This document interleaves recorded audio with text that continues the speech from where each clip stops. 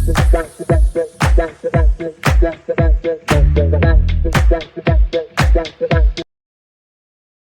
सभी का स्वागत है मेरे YouTube चैनल पर। और जैसे कि आपको पता है कि हम कर रहे हैं ट्रांसफर ऑफ प्रॉपर्टी एक्ट का चैप्टर 2, जिसमें कि आज हम डिस्कस करने वाले हैं सेक्शन 19, जो कि है related to vested interest.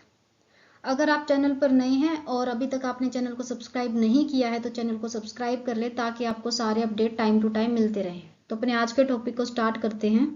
Types of interest in transfer of property. देखिए, जब हम प्रॉपर्टी ट्रांसफर करते हैं तो हमारा जो भी इंटरेस्ट प्रॉपर्टी में होता है हम उसे भी ट्रांसफर करते हैं। तो एक तो होता है क्वांटम ऑफ इंटरेस्ट, एक होता है टाइम ऑफ अक्रूवल। क्वांटम का मतलब होता है क्वांटिटी, कि जो हम इंटरेस्ट है उसे किस क्वांटिटी में ट्रांसफर करते हैं। एक है एब्सोल्यूट इंटरेस्ट, एक है पार्शियल इंटरेस्ट। एब्सोल्यूट इंटरेस्ट का मतलब है कि हम फुल ओनरशिप ट्रांसफर कर देते हैं। जैसे कि ए है, ए ने जो घर है वो बी को ट्रांसफर कर दिया। अब बी के पास अधिकार है उस घर से रिलेटेड कि उसे चाहे वो रेंट पे दे, चाहे गिफ्ट कर दे, या फिर उसे बेच दे। अब यहाँ पर बी के पास सारे अधिकार हैं इस घर से रिलेटेड। तो ये क्या है? ये है absolute interest. Partial interest, partial interest का मतलब ये है कि लिमिटेड और रिस्ट्रिक्टेड राइट ही हम क्या करते हैं? ट्रांसफर करते हैं। जैसे कि ए है, ए की कोई एक पर्टिकुलर लैंड है जो उसने बी को दे दी कि इस लैंड को बी सिर्फ और सिर्फ फार्मिंग के पर्पज से यूज करेगा। तो यहाँ पर जो बी है उसके अधिकार लिमिटेड है, रिस्ट्रिक्टेड है। That is the partial interest. Time of accrual, accrual का मतलब होता है एक्टिव। एक होता है वेस्टेड इंटरेस्ट, एक होता है कॉन्टिजेंट इंटरेस्ट। वेस्टेड इंटरेस्ट का मतलब है कि इंटरेस्ट अराइजेस इमीडिएटली, मतलब कि जो अधिकार है वो पक्का मिलना है, चाहे उसका पोजेशन हमें बाद में मिले। यानी इंटरेस्ट जो है वो तुरंत क्रिएट हो जाता है, सिर्फ उसका यूज फ्यूचर में मिलेगा। That is the vested interest. Contingent interest, contingent interest का मतलब ये है कि interest rises only if N uncertain future event happen, कि फ्यूचर का कोई एक इवेंट है, अगर वो होगा तो हमें अधिकार मिलेगा, अदरवाइज नहीं। तो देखिए, जैसे ए है, ए ने बी को बोल दिया अगर बी सी से मैरिज करता है तभी उसको उस पर्टिकुलर प्रॉपर्टी में इंटरेस्ट मिलेगा। तो इसका मतलब जो इंटरेस्ट है वो क्या है? वो कॉन्टिजेंट है। वो किस पे डिपेंड करता है? एक अनसर्टेन फ्यूचर इवेंट पे डिपेंड करता है। अगर वो फ्यूचर इवेंट होगा तो इंटरेस्ट क्रिएट होगा, अदरवाइज नहीं। So that is the contingent interest. आज हम कर रहे हैं सेक्शन नंबर 19। देखिए, nature of the vested interest. First one is the present fix right, कि जो हमारा राइट वो प्रेजेंट में ही फिक्स है। Second is transferable and heritable interest, कि इसे हम ट्रांसफर भी कर सकते हैं और ये इनहेरिट भी कर सकते हैं। Time of wasting of interest, इसका मतलब ये है कि वेस्टिंग ऑफ इंटरेस्ट का टाइम क्या है, कि हमें वो चीज कब मिलेगी। तो देखिए, प्रेजेंट फिक्स राइट, जब हम प्रॉपर्टी को ट्रांसफर करते टाइम और बोल दें कि उसका इंटरेस्ट तब मिलेगा जब कोई फ्यूचर का एक अनसर्टेन इवेंट होगा। जैसे ए ने बी को बोल दिया जब वो सी से मैरिज करेगा तब उसे इंटरेस्ट मिलेगा। तो यहाँ पर जो कंडीशन लगाई है बी के ऊपर, ये एक ऐसी कंडीशन है जो हो भी सकती है और ना भी हो, एक अनसर्टेन फ्यूचर इवेंट है। लेकिन अगर ए ने बोल दिया जब सी की डेथ होगी तब तेरे को मिलेगा इंटरेस्ट, तो यहाँ पे डेथ तो होगी ही होगी, तो ये मस्ट है। ऐसा नहीं है कि उस चीज को हम रोक सकते हैं। जो डेथ है वो तो हर व्यक्ति की होनी है, ये एक रियल फैक्ट है। तो प्रेजेंट में ही, हाल फिलहाल में ही बी का जो राइट है वो फिक्स हो चुका है। सेकेंडली, मान लो कि सी की डेथ से पहले बी की डेथ हो जाए, तो इसका मतलब ये नहीं है कि बी का राइट खत्म हो गया। क्यों? क्योंकि प्रेजेंट में ही राइट फिक्स हो चुका है, तो बी का उसके ऊपर इंटरेस्ट तो है, लेकिन सिर्फ इतना फर्क है कि वो मिलेगा बाद में। तो यहाँ पर बी की डेथ के बाद उसके लीगल हेयर जो है वो उसको इनहेरिट करेंगे। तो ऑब्वियस सी बात है कि जो वेस्टेड इंटरेस्ट है वो हेरिटेबल होता है और इसे हम ट्रांसफर कर सकते हैं। Time of wasting of the interest, जैसे कि इन्होंने फिक्स कर दिया था टाइम कि जब सी की डेथ होगी तब मिलेगा, तो that is the time of the wasting interest. या फिर ऐसे बोल दिया जाए कि जब बी 18 साल का होगा तब उसे मिलेगा, तो यहाँ पे ये कंडीशन लगा दी कि 18 साल का होगा तब मिलेगा। लेकिन ये जो चीज है ये मस्ट है कि वो 18 साल का होगा। ऐसा नहीं है कि वो 18 साल का हो बगैर डायरेक्ट 19 साल का हो जाए, तो ये चीज भी मस्ट है। तो ये टाइम है of wasting of the interest. 2025 में ट्रांसफर की गई थी प्रॉपर्टी, जो अधिकार है बी का वो 2025 में क्रिएट हो गया, और उस टाइम पे उस ट्रांसफर डीड में ये लिख दिया कि बी को ये प्रॉपर्टी मिलेगी 2027 में। तो 2027 आएगा ही आएगा, ऐसा नहीं है कि 2027 नहीं आएगा। बैकवर्ड की तरफ तो जाएंगे नहीं कि 2025 अब 2024 आएगा, 2023 आएगा, अब तो 2027 आएगा ही आएगा। तो ये चीज तो मस्ट है। तो यहाँ पर 2027 जो है वो time period of the wasting of the interest. तो ये नेचर है वेस्टेड ऑफ द इंटरेस्ट का, कि जो हमारा अधिकार होता है वो फिक्स हो जाता है प्रेजेंट में, और जो हमारा इंटरेस्ट होता है हम उसे ट्रांसफर भी कर सकते हैं, और वो हेरिटेबल भी होता है, और उसका एक टाइम होता है कि कब हमें वो इंटरेस्ट मिलेगा। So no time specified for the taking effect. देखिए, अगर कोई टाइम बताया ही नहीं गया, ए ने बी को ट्रांसफर करी और उस टाइम पे सेल डीड में कोई टाइम बताया ही नहीं गया, तो वेस्टेड इंटरेस्ट जो है उसे हम मान लेंगे कि वो वेस्टेड इंटरेस्ट है। अब ये कैसे पता चलेगा कि भैया इंटरेस्ट वेस्टेड है या नहीं? ये जो सेल डीड है इसके अंदर जो वर्ड यूज किए गए हैं उनको पढ़ेंगे और उससे पता चल जाएगा कि ये वेस्टेड इंटरेस्ट है या कॉन्टिजेंट इंटरेस्ट है।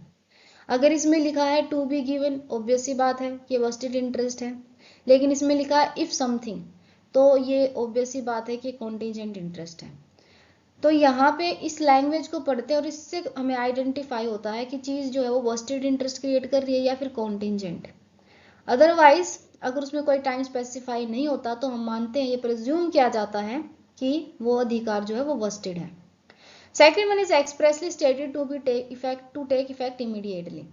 मान लीजिए इसमें लिख दिया कि जो अधिकार है वो इमीडिएटली इफेक्ट में आ रहा है, एक्सप्रेसली इस चीज को बता दिया, लेकिन इसमें लिख दिया कि इफेक्ट में तो अभी आ रहा है लेकिन पोजेशन मिलेगा 2027 में, तो इंटरेस्ट क्या है? वेस्टेड है। Interest is vested even if the possession is deferred. तो कोई फर्क नहीं पड़ता, चीज हमें बाद में भी मिलेगी तो, लेकिन इंटरेस्ट जो है वो क्या है? वो वेस्टेड इंटरेस्ट है।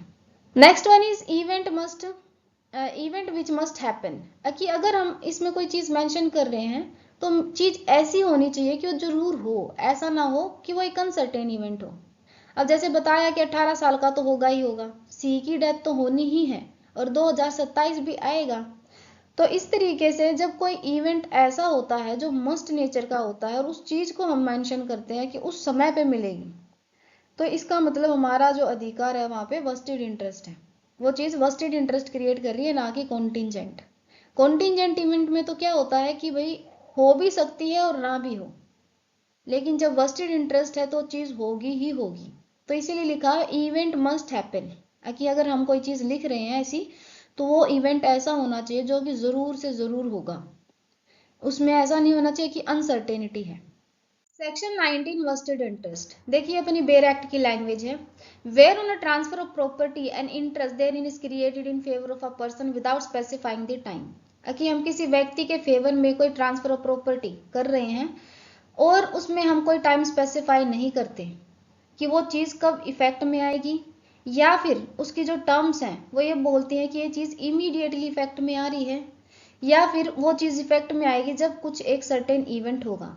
लेकिन वो जो इवेंट होगा वो मस्ट नेचर का होना चाहिए, ऐसा नहीं होना चाहिए कि वो अनसर्टेन हो, वो होना ही होना चाहिए। ऐसा नहीं हो कि वो चीज इन फ्यूचर हो भी सकती है और नहीं भी हो सकती। तो हम वहां पे क्या कर रहे हैं? वहां पे हम वेस्टेड इंटरेस्ट क्रिएट कर रहे हैं, unless a contrary intention appears from the terms of the transfer. कि जब तक हमने जो ट्रांसफर किया है उसके जो शब्द हैं उनसे हमें ये ना लगे कि कोई और इंटेंशन है, मतलब कि वेस्टेड इंटरेस्ट ना क्रिएट करके कॉन्टिजेंट इंटरेस्ट क्रिएट करने की इंटेंशन है, या फिर कुछ और स्टेट कर रही है उसकी इंटेंशन। अब vested interest is not defeated by death, कि अगर इंसान की अगर मृत्यु भी हो जाती है तब भी वो जो इंटरेस्ट क्रिएट किया गया है वो खत्म नहीं होता। Of the transferee before he obtains the possession, कि उसको पोजेशन मिलने से पहले इवन उसकी डेथ भी हो जाती है तब भी उसका जो अधिकार है वो नहीं खत्म होता। जैसे कि ए है, ए प्रॉपर्टी बी को ट्रांसफर करता है, अब वो एक ट्रांसफर डीड बनवाते हैं और ये जो ट्रांसफर डीड है इसमें लिख देते हैं कि देखिए इस सर्टेन इवेंट पे आपको ये प्रॉपर्टी जो है उसका इंटरेस्ट मिल जाएगा। ठीक है, अब यहाँ पर या तो वो बता दें कि इस पर्टिकुलर टाइम पे मिल रहे हैं, या फिर उस टाइम को ना बताएं, या फिर ये बता दें कि ये पर्टिकुलर इवेंट होगा जब मिलेगा, तो वो अधिकार क्या है, वो वेस्टेड इंटरेस्ट है। Unless a contrary intention appears, कि जब तक इसमें ट्रांसफरर कोई ऐसी चीज ना डाले जिससे ये पता चले कि ट्रांसफरर की इंटेंशन वेस्टेड इंटरेस्ट क्रिएट करने की नहीं थी। अब vested interest is not defeated by the death. मान लीजिए कि यहाँ पर बी का वेस्टेड इंटरेस्ट बना दिया गया है उस प्रॉपर्टी के अंदर, और बी की डेथ हो जाए, लेकिन अगर बी की डेथ भी हो गई तब भी उसका वो अधिकार खत्म नहीं होगा। उसका जो वेस्टेड इंटरेस्ट है वो जो भी टाइम पीरियड दिया गया है उस टाइम पीरियड पे उसे मिल जाएगा। अगर वो नहीं है तो उसके जो लीगल ईयर्स होंगे उनको मिल जाएगा, तो वो चीज खत्म नहीं होगी। कि इसकी डेथ होगी अब उसको नहीं मिलेगी, क्योंकि ट्रांसफर ऑफ प्रॉपर्टी हो चुका है, बस वो अधिकार जो है वो उसे फ्यूचर में मिल रहा है। तो इसका मतलब ये नहीं है कि उसका जो अधिकार है वो खत्म हो गया, क्योंकि अधिकार तो प्रेजेंट में ही फिक्स कर दिया गया है। अब देखिए, an intention that an interest shall not be vested is not to be inferred merely from a provision whereby the enjoyment thereof is postponed, या फिर where a proper interest in the same property is given or reserved to some other person, or whereby income arising from the property is directed to accumulate until the time of the enjoyment arrives, or from a provision that if a particular event shall happen the interest shall pass to another person। अब देखिए, इसमें चार चीजें discuss की गई हैं explanation के अंदर। तो first one is the postponement of the enjoyment. अब ए ने बी को बोल दिया कि देखो, जब तुम 18 साल के होगे ना, जब तुम्हें पोजेशन मिलेगा। अब यहाँ पे 18 साल का होगा तो बी को पोजेशन मिलेगा, उसका इंटरेस्ट तो फिलहाल में ही क्रिएट हो गया है। तो यहाँ पे सिर्फ पोस्टपोनमेंट ऑफ द एंजॉयमेंट है, कि उस प्रॉपर्टी का एंजॉय करने का अधिकार उसको 18 साल के पे मिलेगा, अदरवाइज उसका राइट क्रिएट हो चुका है। ए ने बी को बोला कि सी की डेथ पे मिलेगा पोजेशन, तो यहां पर क्या है, उसका जो अधिकार वो प्रेजेंट में क्रिएट हो चुका है, सिर्फ उसको पोस्टपोन किया गया है। अब पोस्टपोन का मतलब ये नहीं है कि उसका अधिकार प्रेजेंट में बना दिया गया और सी की डेथ पे खत्म हो जाएगा। Then second one is the prior interest. जैसे ए है, ए ने प्रॉपर्टी जेड को देनी है, तो पहले वो बी का लाइफ इंटरेस्ट क्रिएट करता है और देन उसके बाद वो जेड को मिलेगी। अब यहाँ पे जो जेड का अधिकार है वो वेस्टेड इंटरेस्ट है, वो फिलहाल में ही क्रिएट हो चुका है, बस उसको एंजॉय करने का मिलेगा, एंजॉय करने के लिए मिलेगी बाद में। इंटरेस्ट तो फिलहाल में ही क्रिएट हो गया है। जो हमने परपिचुइटी पढ़ा था, सेक्शन 13-14 पढ़ा था, ये उस चीज का एग्जाम्पल है। तो प्रायर इंटरेस्ट हमने क्रिएट कर दिया किसी और व्यक्ति में, लेकिन यहाँ पे जो जेड है उसके पास उस प्रॉपर्टी में अल्टीमेट राइट है, ये अल्टीमेट बेनिफिशियरी है, तो उसका राइट जो है वो प्रेजेंट में फिक्स हो गया, लेकिन उसको एंजॉयमेंट के लिए वो बाद में मिलेगी property. Then direction for accumulation of the income. ए है, ए ने बी को प्रॉपर्टी ट्रांसफर कर दी और बोल दिया कि उस प्रॉपर्टी से जो भी इनकम जनरेट होगी वो तुम सी को दोगे 2030 तक, तो ये एक्यूमुलेशन है। तो यहाँ पे बी का जो अधिकार है वो सिर्फ पोस्टपोन हो रहा है 2030 तक। तो direction for the accumulation of income, जब हम ऐसी कोई डायरेक्शन देते हैं तो इसका मतलब उसका अधिकार खत्म नहीं हो रहा। बी का उस प्रॉपर्टी में वेस्टेड इंटरेस्ट है, सिर्फ और सिर्फ उसके ऊपर ही एक डायरेक्शन लगाई गई है कि 2030 तक वो उससे इनकम जो जनरेट होगी उसको पार्टली या फिर होली सी को ट्रांसफर कर देगा, लेकिन 2030 में वो चीज क्या हो जाएगी, खत्म हो जाएगी। तो यहाँ पर जो उसका अधिकार है वो क्या है, सिर्फ पोस्टपोन किया गया है, खत्म नहीं किया गया है। देन कंडीशनल लिमिटेड, इसका मतलब ये है कि ए है, ए बी को बोल दे कि देखो, या तो तुम मेरी प्रॉपर्टी को 6 महीने के अंदर अंदर इस प्रॉपर्टी पे अपना पोजेशन ले लो। अगर तुम 6 महीने के अंदर पोजेशन नहीं लोगे तो ये प्रॉपर्टी सी को चली जाएगी। तो यहाँ पर एक कंडीशनल लिमिटेशन है, अधिकार तो बी का जो है वो फिक्स हो चुका है। अगर यहाँ पे बी 6 महीने के अंदर पोजेशन नहीं लेता है तब वो प्रॉपर्टी सी को जाएगी, तो ये एक कंडीशन लगा दें, जिस कंडीशन से क्या हो गया, कंडीशन लिमिटेशन है। ये बी पे कंडीशन लिमिट कर रही है कि 6 महीने के अंदर अंदर इस पे क्या कर लो, अपना पोजीशन ले लो। अदरवाइज वो सी को जाएगी। तो आज हमने पढ़ा है वेस्टेड इंटरेस्ट कि वेस्टेड इंटरेस्ट होता क्या है। अगर आपका कोई भी क्वेश्चन है तो कमेंट बॉक्स में पूछ सकते हैं।